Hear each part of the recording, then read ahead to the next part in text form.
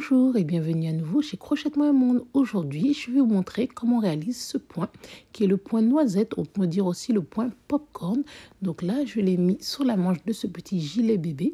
Donc c'est un petit gilet en taille 3-6 mois que j'ai eu plaisir à réaliser. Et j'ai aussi fait une broderie, voilà, un petit prénom, Léa. Donc c'est un gilet que je compte offrir prochainement. Et je peux aussi vous faire un petit tuto pour la broderie, bien entendu. Je trouve que ce point est vraiment le petit détail qui fait tout son charme. Et là, ça apporte vraiment un petit quelque chose sur ce gilet. Et bien entendu, on peut l'utiliser sur différents projets. Tout d'abord, on va commencer par faire un nœud coulant.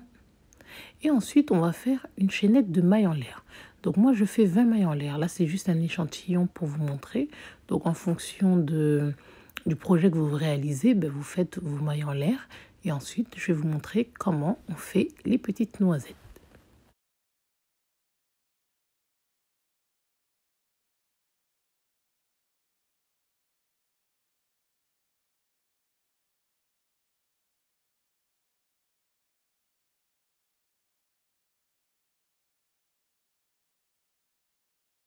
Donc j'ai réalisé ma chaînette de 20 mailles en l'air. Maintenant, je vais faire une bride dans la deuxième maille à partir du crochet. Donc juste ici, je vais faire une première bride. Donc là, ce premier rang qui est l'avant de notre travail, on va faire une bride dans chacune de nos mailles. Donc une bride ici et je continue ainsi tout le long de ma chaînette à faire une bride dans chaque maille.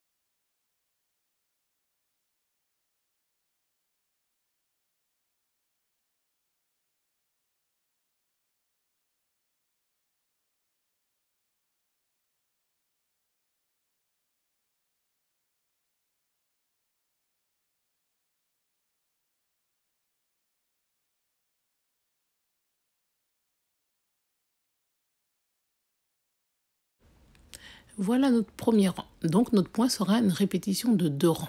Après le premier rang, je vais vous montrer comment on fait le deuxième rang. Là, on va former nos noisettes. Nous faisons 3 mailles en l'air. Et ces 3 mailles en l'air vont compter pour notre première bride. Puisque les 3 mailles en l'air sont la première bride, nous allons travailler ici dans la deuxième maille. Et on va faire une première bride.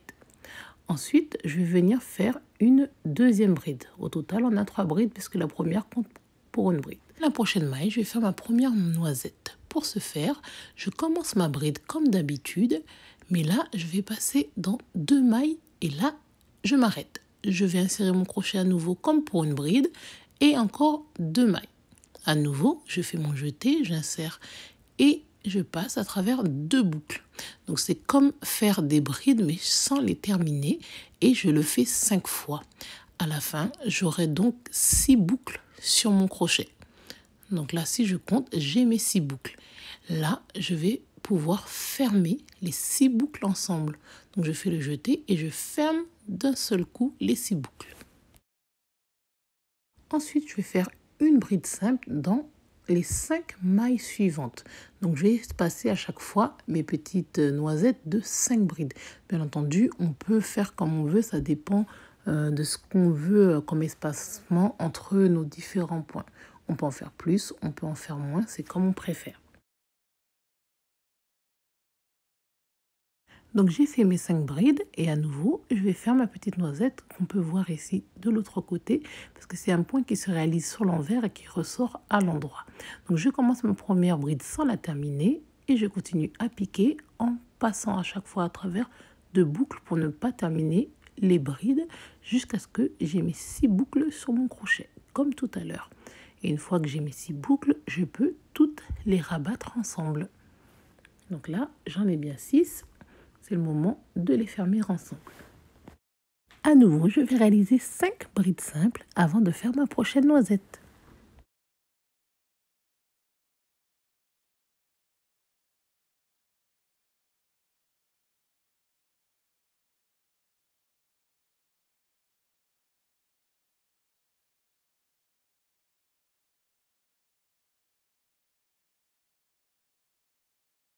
Donc voilà, après les 5 brides simples, on peut faire notre prochaine noisette comme on sait bien faire maintenant.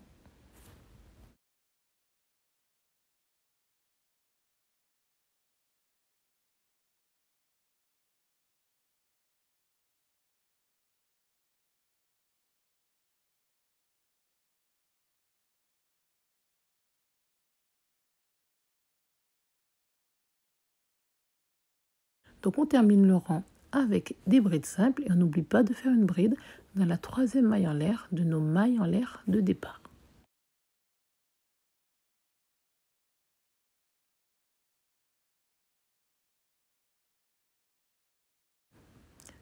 Donc là, je vais pouvoir retourner mon travail. Je fais d'abord 3 mailles en l'air et me voilà sur l'endroit où on voit apparaître nos points noisettes. Donc on en a 3 sur notre rangée. Donc là, ici, je commence dans la 2e maille puisque les 3 mailles comptaient pour la première. Et je fais une première bride simple et je vais continuer ainsi sur tout ce rang puisqu'on est sur l'endroit du travail. Là où on voit les noisettes, c'est l'endroit. Ça veut dire que toujours sur l'endroit, on fera un rang de brides simples.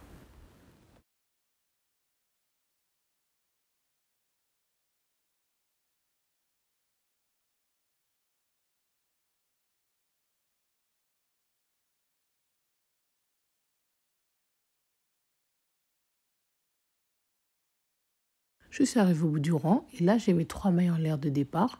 J'oublie pas de faire une bride à ce niveau-là. Et voilà, donc là je vais pouvoir passer aux prochaines noisettes que je vais bien aligner au milieu des précédentes. Donc je compte le nombre de brides que je vais réaliser pour tomber pile poil au milieu. Donc je fais 3 mailles en l'air. Donc ça compte pour la première bride et là je vais en faire encore 6 pour pouvoir arriver au bon endroit. Donc une bride, 2, 3, 4, 5,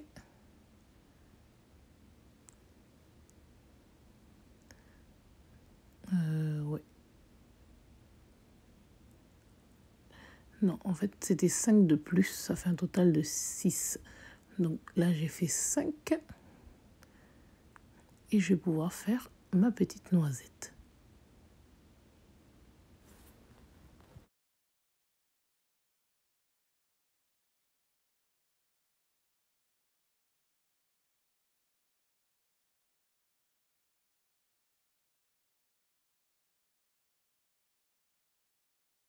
Après mon point noisette, comme tout à l'heure, je fais 5 brides simples de séparation avant de réaliser le suivant.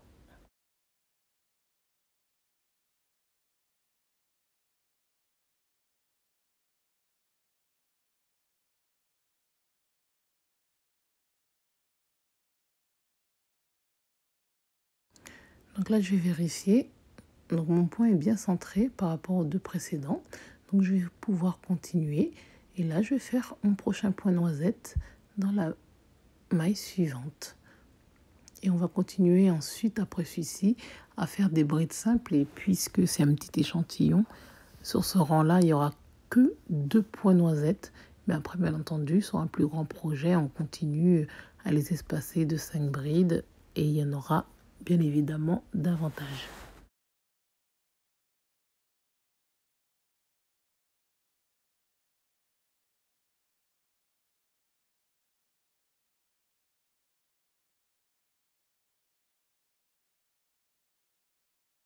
Je termine mon rang avec une bride dans la troisième maille en l'air de départ. Et là, je vais pouvoir faire mes 3 mailles en l'air, retourner le travail sur l'endroit. Et là, on aura compris qu'on fera un rang de bride simple puisqu'on est sur l'endroit. Donc, c'est ce qu'on va répéter à chaque fois. Sur l'endroit, un rang de bride simple. Sur l'envers, un rang de bride avec nos petites noisettes. Donc, je vous laisse terminer ce rang et on se retrouve ensuite. Donc, je vais continuer un petit peu. Donc là, je vais faire mes 3 mailles en l'air de départ. Et avant de retourner, je vous montre. Là, nos noisettes seront juste au-dessus de celles du tout premier rang. Là. Donc en fait, quand on alterne, pour avoir un beau motif, c'est ce qu'on va faire. Donc là, je vais faire 2 brides simples de plus que les 3 mailles en l'air de départ. Et ensuite, directement, je vais faire une noisette. Donc c'est ce qu'on avait fait dans notre tout premier rang de noisettes.